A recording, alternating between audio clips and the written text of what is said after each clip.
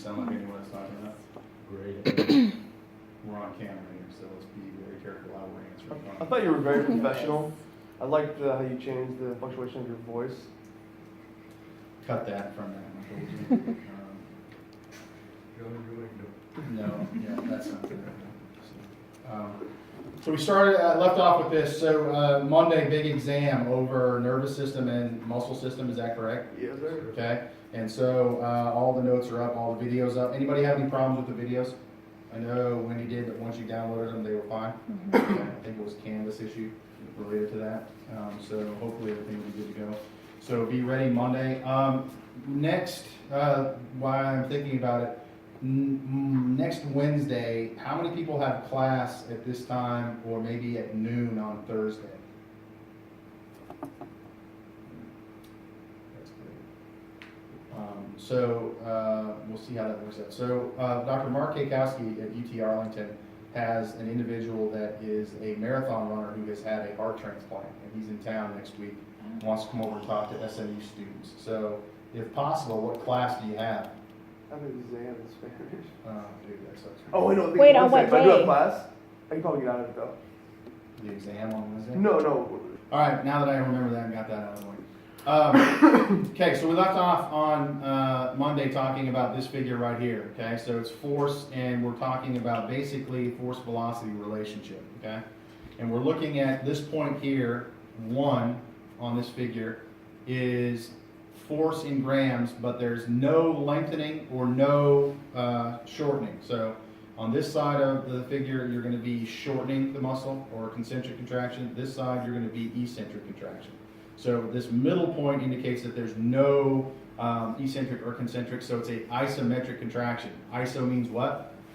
Same. That's exactly right. So iso is same, and what does metric mean? Length. Yeah, so same length, right? So in that contraction, you're actually producing force, but your muscle isn't changing length, okay?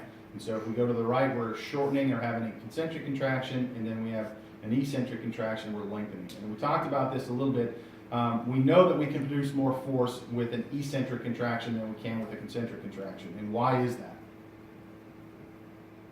So when we're talking about cross bridge and how they are attaching to act, the myosin heads are attacking to mine. In that lengthening contraction, we're controlling that contraction, correct?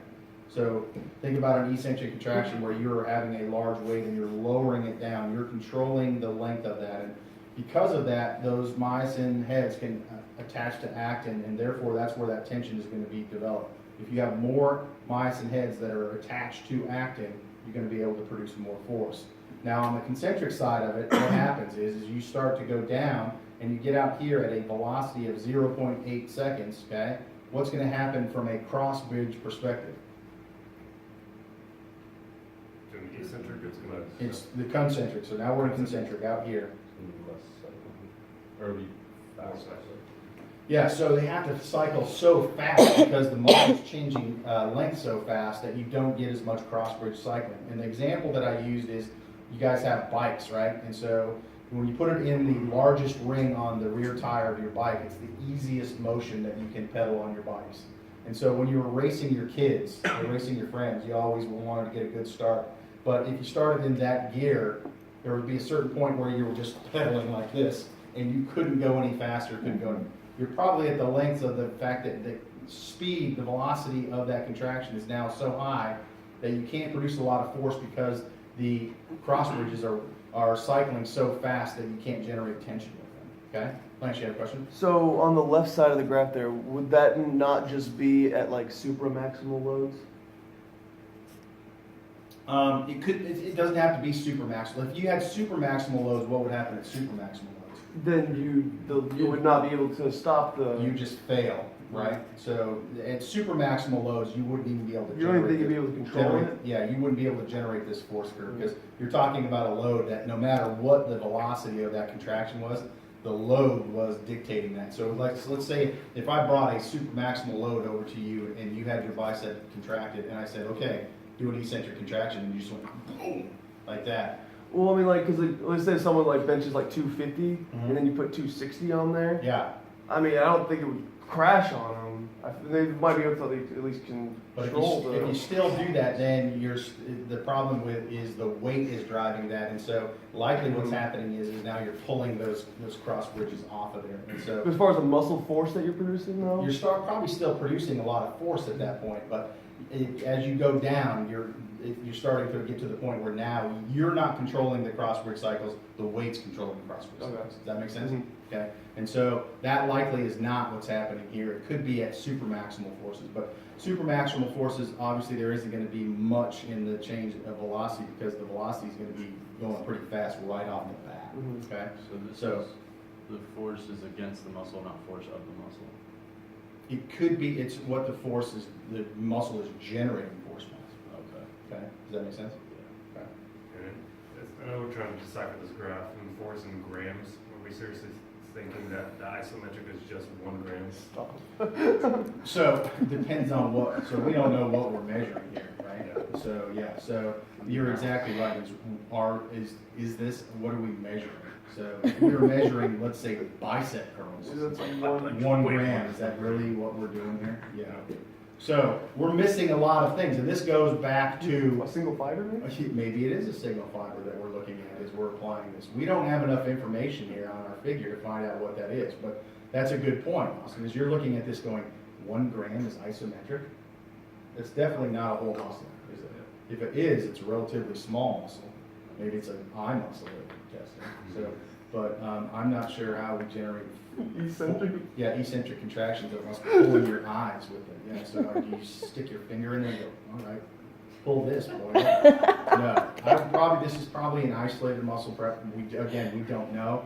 We don't know how the velocity is changing, if we're changing the velocity or the velocity is being changed with stimulation to the muscle fiber. This goes to what we talked about in the very first day of classes. We just presented this graph and we just talked about it for about 10 minutes and we know literally nothing about this graph technically. Now, we don't know what muscle it's in, if it's in a human muscle, but the good news is the relationship is a pattern that exists in muscles. So no matter what it was that they did, this would be the same pattern that you would see in larger muscles if the force was larger than 1 gram, okay? When we're recreating this graph, it would be better to do a percentage. It could be if you wanted to. I wouldn't make you recreate this graph, so just to let you know. But you just need to know that eccentric forces are going to be higher, and why they're higher. And then the other thing is concentric forces at higher velocities are going to be lower than explained. So this is one of the graphs that I wouldn't definitely need to do. But if I did, Carmen, guess what you would do? Put axes on there and tell me what they are, right? Because if I don't know what those are, do I know what you're talking about? Carmen and I got in a little fight down in my office earlier this week, where she said, "Do you grade off for not labeling your axes?" And the answer was, "What, Carmen?" Yeah. "You bet your sweet bippy," I think is what the answer was. So because we've harped on it all class. So yeah, I don't think I said "you bet your sweet bippy," but I probably did something like that. So. Force velocity ratios. Now if we look at the difference between fast twitch and slow twitch fibers, obviously you would suspect that the fast twitch fibers, which are in teal, are higher as regards to their percent maximal force in relationship to velocity of movement, okay? And that goes back to the characteristics that we talked about in detail on Monday, okay?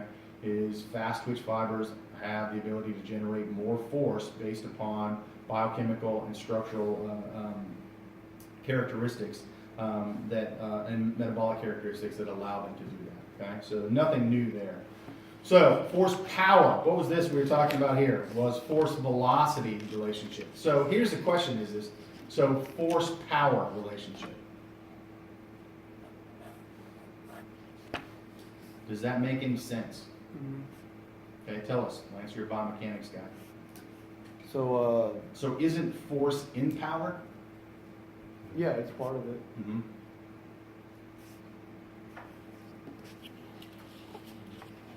Oh, you're waiting for me to speak? Yeah, I'm asking. Oh, okay. So it seems like if you were talking about force power, that seems like a relationship that force is already in power. So we're looking at a variable that already is factored into power. So how could we look at that? Because you have to also look at the velocity and the time it takes to apply force. So if you're moving too fast, then you're clearly not going to be producing a lot of force. Thanks, Mike. That was good enough? Yeah, perfect. Okay, awesome. Thank you. If you're moving too fast, you're not going to be able to produce enough force. And then if you're producing too much force, you're going very fast. There's kind of a sweet spot. So look at this graph right here. So would this be an accurate depiction of this graph?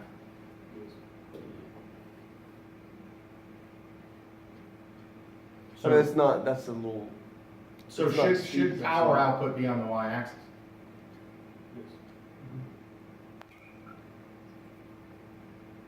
So how do you calculate power? So work over time. Work over time, okay? So we have force in here, so now we're looking at power, and now we're looking at velocity of movement, okay? Could we use velocity of movement as that bottom thing for power? Or does it have to be time? Because we have a time factor in velocity, degrees per second. Yeah, because velocity implies a direction. Okay. I'm fine with all this, I just want you guys to justify it to me, so. Yeah, Because we got a lot of things that are crossing over you here. can do negative work if you have a negative velocity. Okay? Go back to the previous graph, you're gonna have to be losing your force as you get Mhm. higher in speed. Mhm. Eventually, you're gonna get past a point where it's not gonna give you your greatest amount of power if you go too fast. That's exactly right. So this is exactly what Austin said is, at some point, you're gonna be able to generate your maximum power at a certain velocity of movement, degrees per second. When you exceed that, your power is gonna go down, okay? Go back to your bicycle, same model is at some point, you're moving so fast that you can't generate power. And it's based upon that force velocity relationship. Or force velocity relationship. Because you're moving so fast that there's not enough crush. That's exactly right. And so you're asking them to cycle so fast that they can't generate tension in there because they're cycling so fast, okay? And that's basically, you've reached the limits of the cross-bridge cycling to produce force and release fast enough at these higher degrees per second, okay? And you guys see that. You just didn't know it when you were 8 years old and you were challenging your friends for races. So that's why you put your chain on the lowest gear and you start out real slow, okay? Because you have to put a lot of force into that. But once you get that going, over the course of a distance, you're going to be able to extend that faster than you would at that lower gear where you're just spinning. So, and you've probably done that. I've done that with it. That's the greatest thing is you could get, I had a friend that always thought he had this really badass bike because it was a dirt bike. Well, the problem, it had one gear.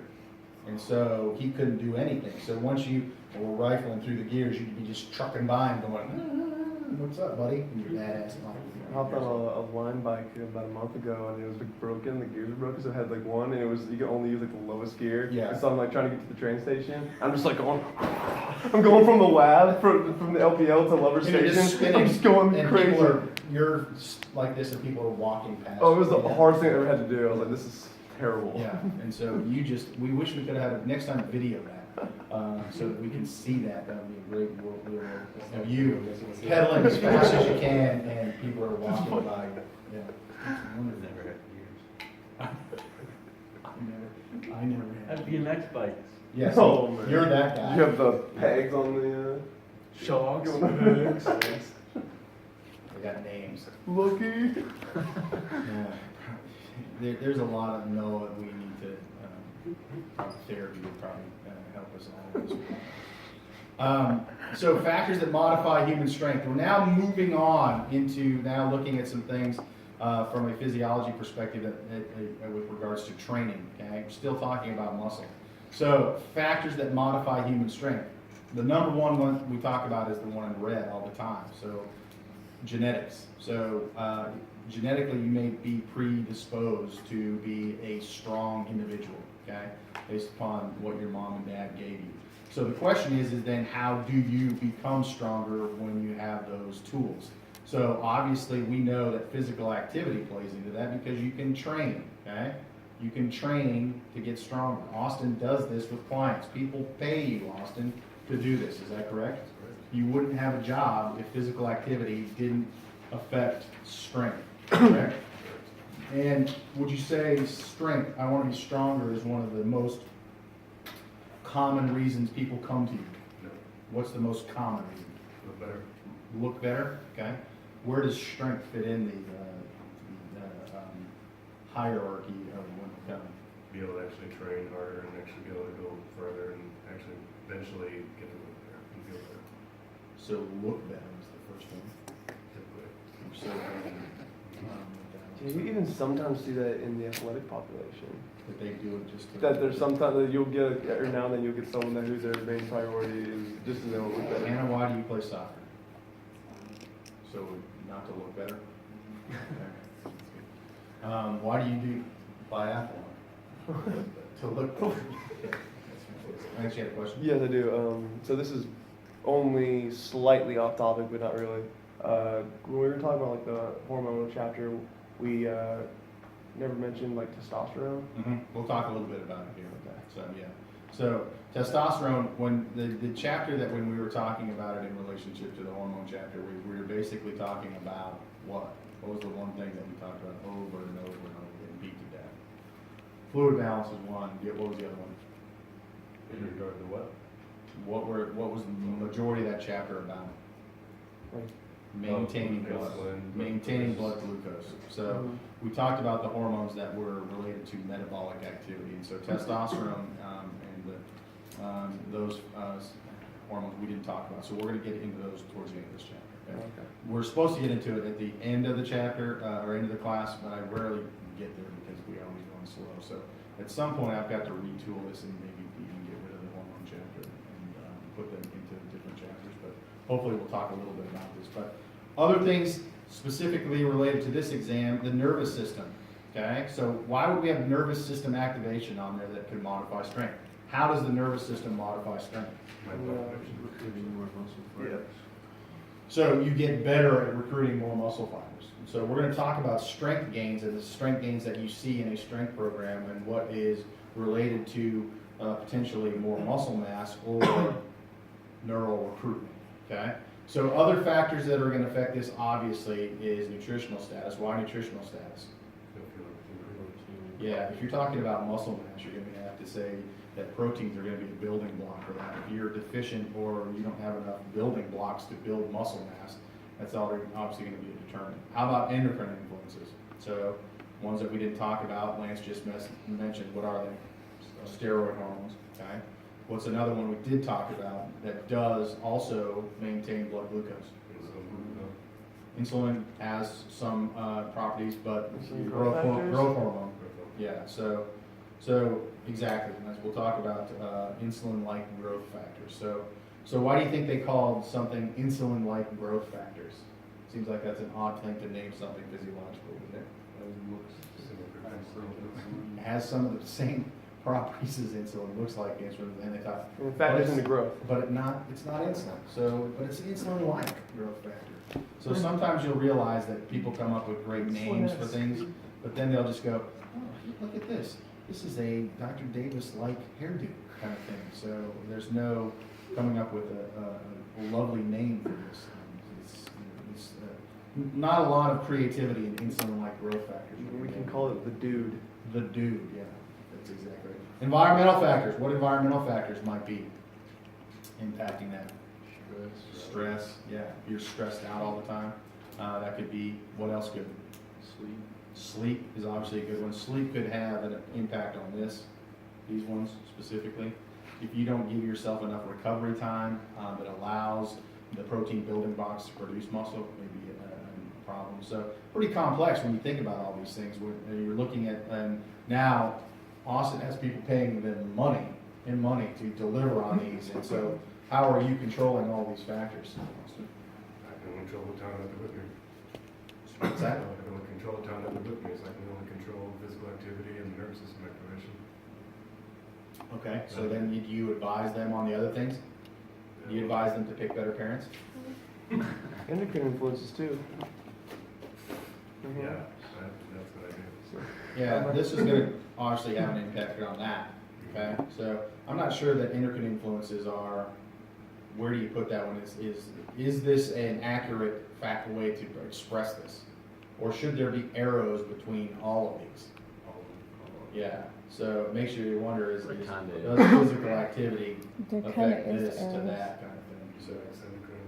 So, yeah, so they're trying to simplify basically a very complex physiological parameter. Yeah, Lance? No, I don't know. I don't know that there's like any evidence to like justify or explain this, but like you heard that like the reason like guys can like get like super yoked or like really strong like, in prison is because like as far as the environmental factors that they're like in a highly testosterone driven environment. There's a mental factor involved. Yeah. Just So, like, there's also been studies about like new fathers having less testosterone just because of Yeah. the crying baby like 24/7. It also could be due to sleep deprivation. but also I was thinking also maybe all like that kind of like stuff, have, as like well as also an environment. maybe more time to pump iron. I don't know, but I like know a lot of guys who have become jacked. surprisingly In actually. the back of my mind, I've got some things going here based upon that question. So I'll be honest with you, Lance, I've never had that question. You've never. Thought about yoking in prison. And so my immediate thought was, why is Lance going there? Does he know somebody? Go to Or prison and find out. potentially, have you been in a prison environment where you come out really buff? Internship. I don't know, but thank God that guy left before that question came out. I don't even know if he'll be able to keep that anything. Good question. It's a great question. Great question. My guess is that you're in a situation, in an environment. I'm guessing it's an environmental factor, but it's also, I would say, if you think about that in regards to animal physiology, you've now put these individuals into an environment where it's the strongest survive, feast or famine. So my guess is that, yeah, that's going to have an impact on that because you're constantly under the stress saying that the next guy next to me is going to shiv me if I'm not the toughest, meanest, baddest dude in here. So is that going to affect your muscle mass? And when you go to Shawshank, do you end up being Andy Dufresne, the guy that builds the library, or do you be the guy that ends up being the guy that's beating people up all over the place? I don't know what that is, but I'm sure being in an environment does that, and it's probably, that's a stress environment. I would imagine that being in prison is a stress environment.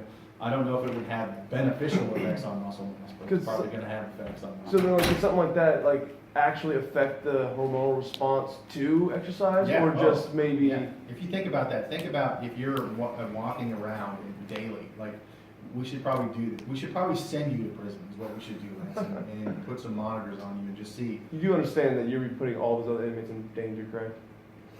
Yes. That's what just find Okay, the guy and Lance. nestle up to me. Thank The you. only person that I would give even remotely chance of surviving a night in prison in this classroom is someone that's got some street smarts. Hey, you throw me in a shark pit, those sharks better watch out. Me. Wendy knows how to do it. Wendy Yep. knows how to. First of all, Wendy knows how to get out of a prison, probably. That's Best way to one- get out is that's- just walk the line, man. You think that she's in here because of her SAT scores. She took a street smart test, and that's why she's in this. And we're very happy to have her. So, talk about neural factors. So let's take a look at this figure right here. I think this is a really good figure. I'm sure you Okay. do. And so, what's that? I'm sure you do. I always think the figure should be done.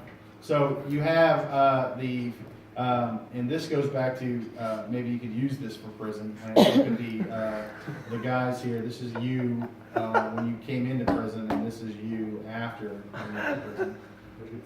Yeah, where'd you get the steroids? Right. They were smuggled. Yeah, so who knows where they came from. So the red line is strength, okay? And so you can see over time, when you start training, you're gonna see a progression in strength where you actually see an increase. Now, we don't know what this training duration is, and it depends on what the training that you're doing will dictate what's going on with it. But in the first few weeks of training, you'll notice that strength training, or your strength is going up, but hypertrophy, and what do we talk about when we talk about hypertrophy? What is hypertrophy? Increasing size. Increasing cross-sectional area of muscle fibers, right? So we're adding more proteins to that, and you get a hypertrophy where your muscle fibers increase in size, okay? And so you see there's a huge increase in strength gains, before anything is really happening at the muscle, okay? So right here, you notice there's a huge increase in strength before even anything is happening in the muscle. And that is related to this neural activation, okay? So what you see is the first part of these strength gains are related to your ability to recruit these muscle fibers during the exercises that you're doing.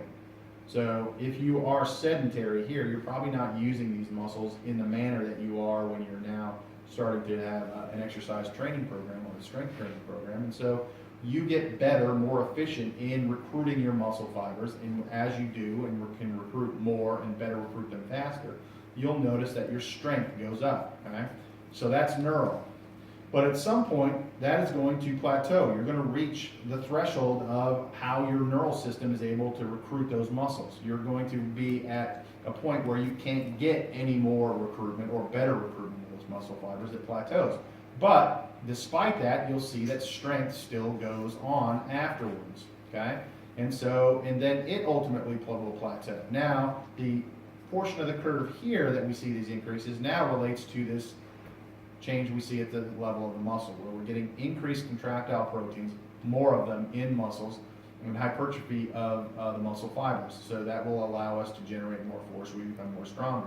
But then again, we're going to reach a plateau strength-wise, because we reach a plateau now hypertrophy-wise, where now our neural recruitment and our ability to add any more fibers have maxed out. So what do you do then? Juice. Yeah, get a little juice. And so now what you do is, this is something Lance has mentioned, is you take steroids, okay? And specifically, steroids will do what? Increase proteins. Just be bald. They're going to have, obviously they're going to have some effects. So now you're taking a hormone that is tightly regulated, steroids, because it has some consequences to it, and now you are going above the homeostatic range. And so sure, you're going to get potentially beneficial effects in muscle strength and specifically hypertrophy, your ability to now put down more muscle fibers or getting bigger. And what's the dude's name that we talked about earlier in this semester? Rich Piana. Rich Piana, yeah. Clearly, Rich Piana is on steroids, and why do we know that? Because he told us he was on steroids, and he currently is what, Lance? He is pushing up daisies. He's dead, and probably the steroids had a very huge impact on that, because not only are you adding muscle hypertrophy to your skeletal muscle, you can also be causing hypertrophy in your cardiac muscle, and that's problematic. Can lead to heart failure and other things with regards to bone growth, losing your hair, maybe your testosterone is at high enough levels that it could cause detrimental effects on that. So it's really not definitely something to do. But are steroids a good thing in some instances? Sure. Yeah, so if you're not producing enough testosterone, okay, and that's something that sometimes when you have children or they get into puberty and they're not growing, you may have them go in and do a test and they find out that their testosterone is a little low. They may ultimately end up having to take testosterone supplementation. You can have it even in adults. Maybe you're low in a certain category, and that's going to have some effects on how your body functions energy-wise. And then elderly people would be sometimes good people because they are losing muscle mass. Is steroids a good way to maintain that muscle mass so you can be like Orville and Dixon Hemphill. Yeah, thanks, coach. It's sometimes used in like injury recovery if you like some sort of muscle skeletal injury. It can be if you're not using, if you're not recovering normally from it, if you have some issues with it. Again, but you're taking it in doses that are going to facilitate that. Some of the problems that you have is that you can have with that is it affects the recovery in a non-positive way. So let's say it's something that is you're a tear or something like that. If you're giving steroids, sometimes it's not laying down, let's say skeletal muscle tissue, it's laying down connective tissue that doesn't contract and ends up being problematic. So that can be problematic as well with regards to that. And so it's something you don't want to be using. Austin shouldn't be giving his clients this to increase their their strength because of the consequences of it. And now you can't even do it. I don't think Austin, unless you know somebody, can you get steroids? People want to, but don't agree with the practice. Yeah. There's too high return